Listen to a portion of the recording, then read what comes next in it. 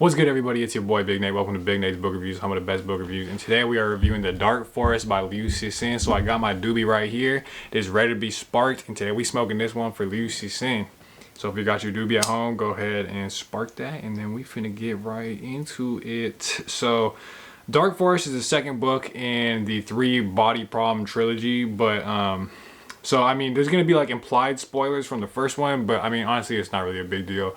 And you don't need to know anything about the first one to understand what I'm about to say. It's going to be like a standalone review.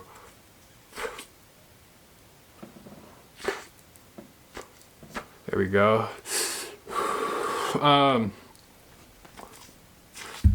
I didn't really look like basically all the stuff I had to say about CIXIN and his background and stuff in the first video. So I'm just gonna get right into what this book is about. So The Dark Forest it picks up where 3-body problem left off, which was like very hard not to talk about in the 3-body problem review because that shit was like the best part of the book. But basically, the Trisolarians, like this extraterrestrial life, they like unfold a proton in the like 11th, 12th dimension or some shit, and it's like as big as the planet basically. Like it encapsulates like their entire like atmosphere, and they spend like what was it like months, years, like etching into it like an actual computer motherboard, like onto a proton, like an unfolded proton, and they fold it all back into like its original proton space, and then they send those to Earth, and basically it blocks off all human technological progress, and they basically can like have completely open access to they can like see everything that is happening on Earth, and they get the information instantaneously, like at the speed of light type thing. So that's where they left off. So now humanity, the premise of like the Dark Forest is that they come up with this like to combat this war that they're fighting, like their 15th grandchildren's generation, like down the line, like hundreds, literally it's like over 400 years, like fighting this war against like literally an alien species that's like orders magnitude more technologically advanced and everything like that. They have to find a way to like combat them, to like fight them, all while it's like everything they're doing is completely like open book. They're like everything they're doing is being watched and recorded and analyzed and everything like that by Trisolarians. So it's a tough predicament. Obviously, it's a tough predicament. They ain't a pickle. So what do? They come up with it's actually kind of genius, like a genius premise. They come up with like the what's called the Wallface Project, and the Wallface Project is basically this thing created by like the UN, the world, like the Planetary Council or whatever, to basically it's like, okay, so Wallfacers are elected and they have to like come up with a strategy to fight Trisolarians, again, like knowing that they're being viewed. But the kick is everybody has to do anything that they say, and they have unlimited access to like the world's UN resources. Like they basically have unlimited resources and money to pursue this like plan and strategy, and nobody can tell them no basically for any reason, no matter what, with a little bit of leeway. But basically they have complete authority to do whatever the fuck they want with all this, and they have to again plan this. And there's like this cool sort of like game theory aspect of it too, because they have to like, Doobie's here today. Yeah, nice. It's actually behaving. Thank you. They have to make the strategy, knowing that Trisolarius is watching them, and then they have to like do all that, knowing that Trisolarius knows that they're watching him. Like, so it's like multiple layers to this shit, and at the same time, you have to like throw other people off, like even within Earth and everything for various reasons. And yeah, so this is like, that's sort of the premise of the book. And throughout this, you're gonna see over the course of like, because again, this takes place like, it's like 400 years. So there's periods of like, there's periods of hibernation that take place where there's like long stretches of time. And basically you get to go, I won't even say how long, but you get to see what future human civilization looks like.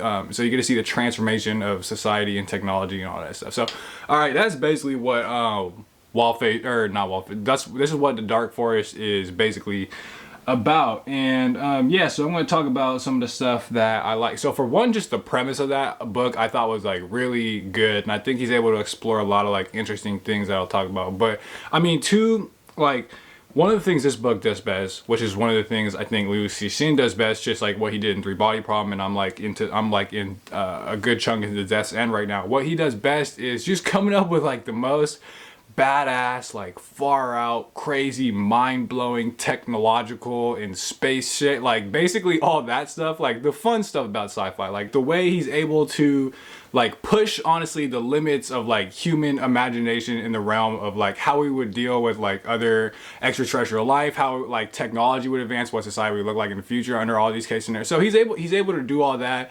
And yeah, also there's just like obviously like badass shit. Like there's ships that are like the size of like mountains, bro, that can travel like 15% of light speed, and they've got like gamma rays and fucking particle beams and rail guns and lasers, like all that dope shit. Like, and inside the planet, or inside the ship, there's like internal ecosystems and hibernation chambers and like just all that shit. But another thing too that's just like one of the many sick things in this book is like there's this one part where this group of people, let's just say, basically design this genetic virus that's like, it's like genetically tailored to a particular person's genome, such that like anybody else can interact with this thing or catch this thing or whatever, and it's not a big deal. But the second it hits this particular genome, it's like fatal to that person specifically. So it's just like cool shit like that. And there's another part too. So at one point humans get to how to say this, humans get to interact with hold on. You can wait. Damn, hold on. At one point they get to interact with like Trisolaris material, let's just say, and like it's this perfectly smooth but also like ultra hard like whatever substance, and they look at it at like 1,000 magnification and it's still completely smooth, which is like, okay, that's weird. You should be seeing like little striations and like the fine patterns on like whatever it is you're looking at. So then they go to 10,000, it's completely smooth, and they're like, okay, this is crazy. They go to like 100,000, they go to 1,000,000, and eventually they're at 10 million, to the point where they should be seeing like macromolecules, like they're literally at the molecular level of magnification, and it's still just unbroken, pure, smooth. And then let's just say some crazy shit happens with that material. I won't even say what in which direction, who knows. You got to read the book to find out. But yeah, like so there's that stuff. You also get to see like the transformation of human society. Like there is like these huge ultra super technologically advanced cities, and like the world just basically looks completely different. And it's there's like this part where like you find out that it's like the period of time where they discovered Trisolaris and like did the Wallface Project, that's taught as like in classes as like pre-modern history, just like this olden days. And then like the whole things with like actually he does some really cool, like language has changed and sort of like become hybridized, as that's probably the word, become hybridized. And there's like borders there's just like different configuration of nations, let's just say. And then there's like a space fleet, which by the way contains like in total probably like 1.2 million people, like it's like its own city, and it's actually declared as its own and recognized by the UN and the world as its own separate autonomous sovereign nation, like the space fleet. So just crazy shit like that, bro. Like what's not to love? So actually I'll talk about what's not to love when I talk about my critique right now. So because all this shit I'm talking in a good way, I give this book like a B-, honestly.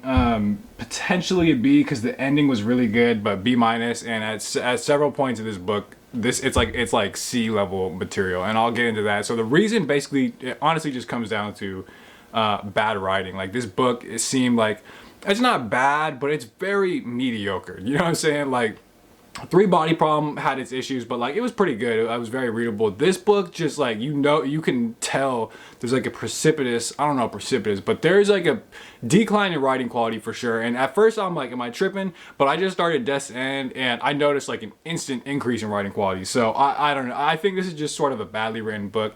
I don't really know how to else explain it, except I would say it's kind of like, it's almost just written like a really corny ass like action movie where it's like the dialogue is terrible and still just unrealistic. A lot of I mean, there's a couple cool characters, but like the characters get way too much development and they're just really poorly written. Their characters themselves are unrealistic, and there's like one-liners and shit. And like, okay, for instance, there's like this part where it's like a planetary UN council meeting, like, you know, and I forget what happened, but someone's proposing talking about something, and then there's like UN members just like, they're like the foils, and they're just like making jokes about him, like, oh, this guy's they're like making fun of him, just like, he's a loser, we're not listening to anything he's saying. They're like cracking jokes, they're like tittering, snickering to each other, like this is a planetary fucking council, bro. And there's just, everything happens in meetings. Okay, I won't even go to it, but it's just, yeah, like at times, and that's fine, but like just in general, the writing quality was like a lot less good. It seemed like it's still bearable, but and the ending whole like portion is like solid. It's like right back on it. It's good shit. I don't know what happened. Editor needed to have like a talk with him or something, but because also there's this part in the beginning, or whatever, there's like this part at some point in the book where there's like a whole romance section, and like that's cool, but it was so poorly done. It was unrealistic for like so many reasons, and just poorly written and cheesy and corny and just like straight up not good. Had no impact on the story. I'm not even kidding. When you could probably delete like a solid 100 pages out of this book and it would make no difference at all. I did not give a fuck about. Okay, whatever. I'll stop talking about it. But anyway, it's worth getting through. I can confirm for Death's End, and there's a lot of really cool ideas in this book. The ending itself almost makes the book worth it. And it's really not that bad, and it's cool to see like old characters and stuff, and to see how like Liu Cixin has like taken this whole idea, and like we're here, and it's like inconceivable we would have got here from where we started, and already with Death's End is kind of up in the ante. But anyway, I think that's all I had to say about Dark Forest. Yeah, anyway, thanks for watching Big Nate's Book Reviews, home of the best book reviews.